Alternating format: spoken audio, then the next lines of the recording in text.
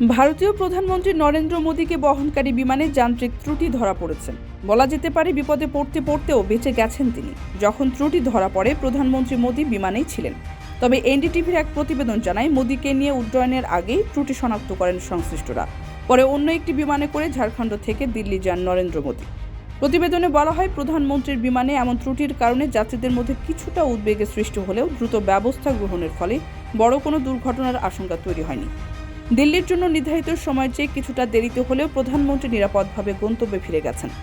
বিমানটি উড্ডয়নের সময় বিমানটির যান্ত্রিক ত্রুটি ধরা পড়ে, ফলে বিমানটি উঠতে সক্ষম ছিল না। এরপরেই বিমানবন্দরের টেকনিক্যাল টিম ত্রুটি চিহ্নিত করে তা মেরামত করার জন্য দ্রুত কাজ শুরু করে।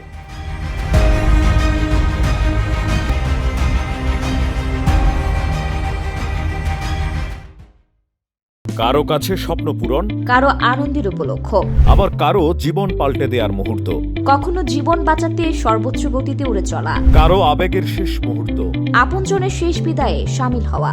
এমন সব ইচ্ছে পূরণে সর্বনিম্ন ভাড়ায় দ্রুতগতির বাহন প্রবাসীর হেলিকপ্টার। আপনার প্রয়োজনে যোগাযোগ করুন আমাদের হটলাইনে।